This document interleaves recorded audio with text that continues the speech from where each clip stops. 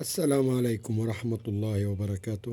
اللهم صل وسلم وبارك على سيدنا محمد النبي الأمي وعلى آله وصحبه وسلم تسليما كثيرا. ازيك يا حبايبي، عاملين يا رب تكونوا بخير وعلى خير. وعشان نبقى برضو أنا بحب إن أنا أصور مثلا فيديوهات تبقى مثلا نازلة في شهر رمضان، وأحب إن أنا أكتر فيها، وأتمنى إن نعمل قنوات تدل على الخير، تدل على التعاون، تدل على المحبة، تدل على كل حاجة كويسة. ونتمنى ان ربنا يصلح حالنا وحال المسلمين اجمعين، ويصلح حال فلسطين والسودان وكل البلاد العربية يا رب، ويصلح احوال الناس اللي بتقف مع الناس، ويكرم الناس اللي بتتكلم بتجبر بخاطر الناس بالكلمة، بأي حاجة كويسة ترضي ربنا. النهاردة انا جاي برضو ومنزل الفيديو ده عشان اقول ده ده جرس اخير لكل واحد حاطط فيديوهاتي صوت وصورة عنده. يا ريت بعد اذنكم شيلوها، عشان انا بتكلم بالادب وبالاحترام. انا مش عايز قلة ادب، عشان احنا عمرنا ما نعرف قلة ادب دي شكلها ايه، ولا عمرنا. لا، يعني الحاجة الوحيدة اللي انا اتحطيت فيها لما انا ما كنتش موافق ان انا اطلع على اليوتيوب، وطلعت على اليوتيوب، ان في شخصيات مش محترمة ما بتخافش ربنا. ده اولا. ثم ثانيا، احترمهم واكلمهم واقول لهم بعد اذنكم نرجع اخوات واصحاب، وهم مصممين، ولسه الفيديوهات موجودة. انا قلت قبل رمضان، وقلت السنة اللي فاتت، وقلت كلام كتير، عشان ربنا ما بيسيبش. ارجعوا لربنا، عشان ربنا برضو مش هيسيب، ما بيسيبش حد.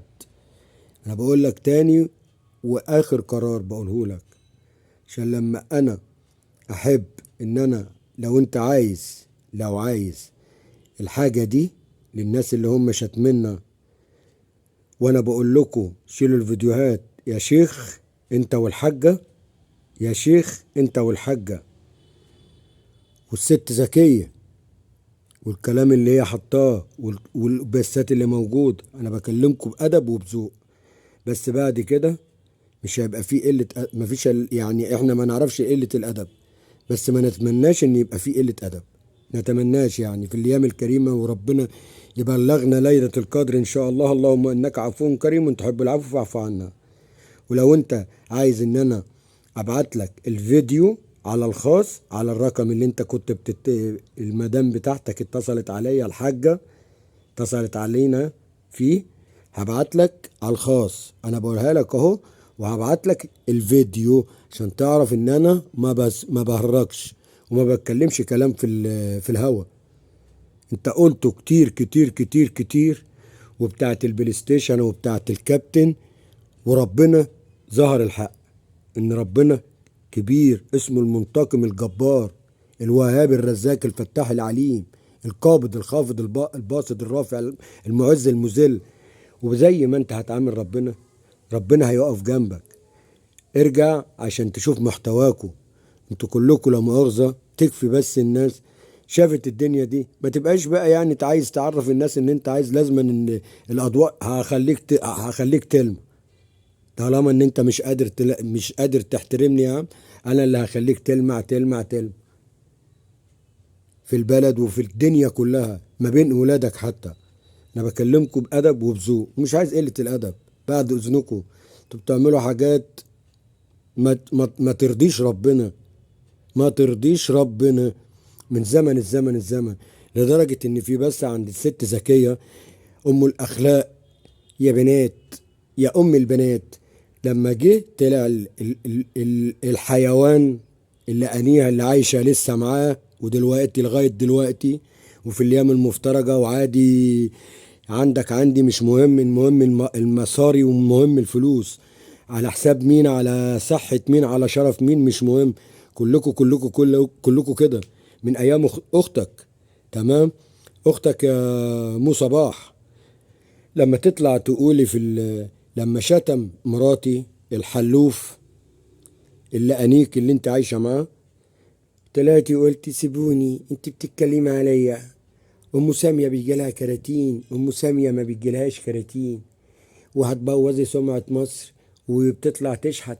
البنت بنتي اتصدمت لما بنتها قالت، بنت صاحبتها قالت لها ماما بتشحت. طب ما فعلا انت بتشحتي، يعني البنت ما كذبتش يعني ولا قالت اي حاجه. واتخضيتي قوي قوي قوي ليه؟ ما تتخضيش يا زكيه. انت عملت رجل الترابيزه، وعملت رجل الكرسي، وعملت المطبخ، ماما اللي كانت متوفيه حتى، ماما اللي كانت متوفيه عملت لها المطبخ. ايه بتيجي بعد بالليل تيجي تطبخ وتمشي ولا ايه؟ عالم شحاتين فعلا. ما قلتش كلمة حق لما تطلعي وتتمسكني في الفيديو اللي انت طلعتيه، لما مو صباح طلع شتم ام احمد وقال لها اول فيديو خالص موجود عندك يا زكي، اللي في القناة بتاعت القناة الجديدة اللي فيها ان الحق ما بيضاش. ان شاء الله ان شاء الله ان شاء الله ان شاء الله هتشوفيه في صحتك وفي عافيتك باذن الله وفي اللي حواليكي، عشان انت ما بتقولوش كلمة خير. وانا بقول لك حاجة يا شيخ بزرة، بعد اذنك انا بديك تنبيه.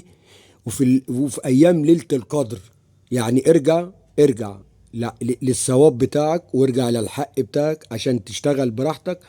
ويعني احنا مش عايزين نتكلم كتير، انتوا اللي اتكلمتوا وقلتوا كل شيء، انا ما بنجيبش حاجة من بطننا. بسم الله الرحمن الرحيم، اذا جاءكم فاسق بنبأ فتبينوا. انا بكلمك بالادب اهو بالذوق. بس اول ليله العيد، يا ليله العيد انستينا، وهخلي اللي يشتري يتفرج زي ما انت حاطط الفيديوهات برضو ومخلي الناس اللي يشتري ويتفرج عندك. انا هعملها برضو كده. طالما ان انت راجل مش محترم انا هبعت لك الفيديو على الخاص، تمام. قبلت بقى ما قبلتش هنزله لك على قناتك. ما قبلتش دي حاجة تخصك بقى. وخليك ذكر للنهاية.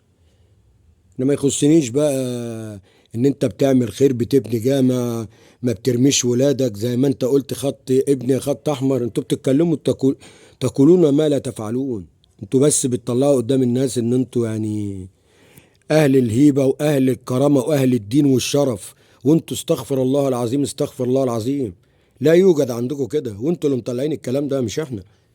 ذكية بسبب الحوارات دي هي فكرت انها تضرب الضربة دي، بس على حساب مين؟ على حساب شرف.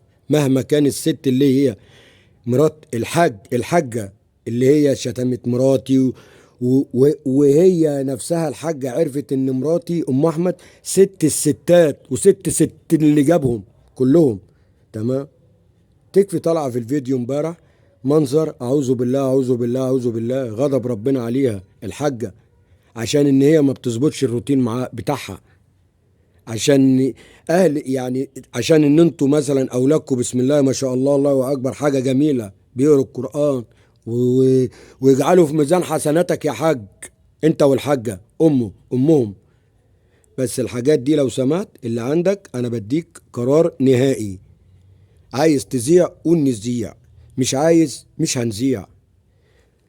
وإذا دعكت قدرتك على ظلم الناس فتذكر قدرة الله عليك. مش معلمة ولا فهلوة ولا الكلام ده.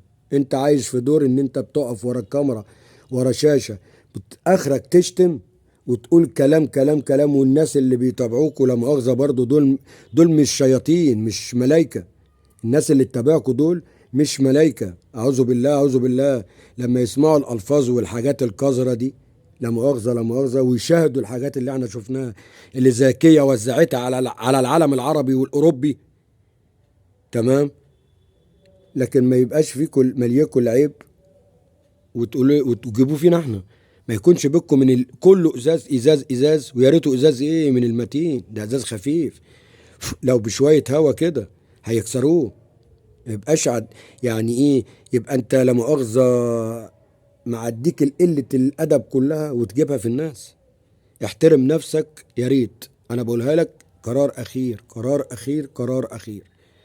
أنت وزكية والفيديوهات اللي عندك يا حاج بذرة أنت والحاجة الرخيصة اللي هي بتقول عليها زكية، بعد إذن حضرتك أنا هبعت لك الفيديو على الخاص عندك عشان تشوف إن أنا ما بتكلمش كلام وخلاص. لا، انا لما بفعل. وما تزعلش ما تزعلش ما تزعلش.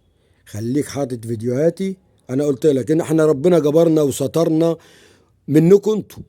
شوف انتوا قلتوا كلام كتير كتير كتير يا حاج بذرة، وانت واخد فلوس الجامع عشان تبني الجامع وتقف على الجامع وتبني شقة وتعمل، ها، وخدت البلاط وخدت مش عارف ايه. انا بقولها لك اهو، بعد اذن حضرتك، بعد اذن حضرتك، عشان ما قلش من اي حد عندكم، عشان انا راجل حر وبدافع عن شرفي، عن واحد الناس لا مؤاخذة ما يعرفوش ربنا، سابين اعراض ذكيه اللي طالعه بالحوارات، انا بابا انا ماما، والعزومه عامله اكل ياكل بهايم. اعوذ بالله اعوذ بالله اعوذ بالله اعوذ بالله.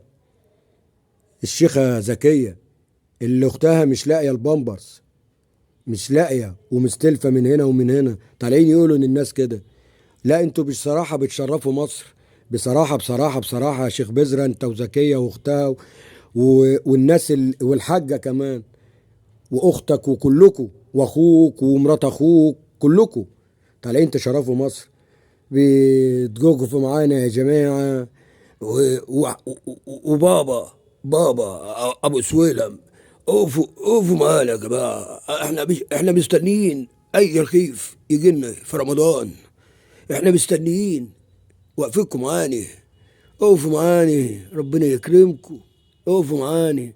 طالعين تسول وتشرد. لا انتوا بتشرفوا مصر فعلا فعلا فعلا فعلا، ومصر مش هتنسالكم اللي انتوا بتعملوه، ومصر متشرفة بيكم ان انتوا تطلعوا بالطريقة دي، ولا عندكم خشة ولا احترام. لما تكون حتى غلطان في حد، انا المفروض لو انا غلطان في حد بقول له انا اسف معلش، عشان ربنا اولا، مش خوف من العبد، لا، بس دي شيمة الناس الكبيرة، الناس اللي يفهموا في الأصول، في الأصل. على رأي الشاعر رضا البحراوي، بيت العويل لو دهب ما يجيبش غير جرابيع.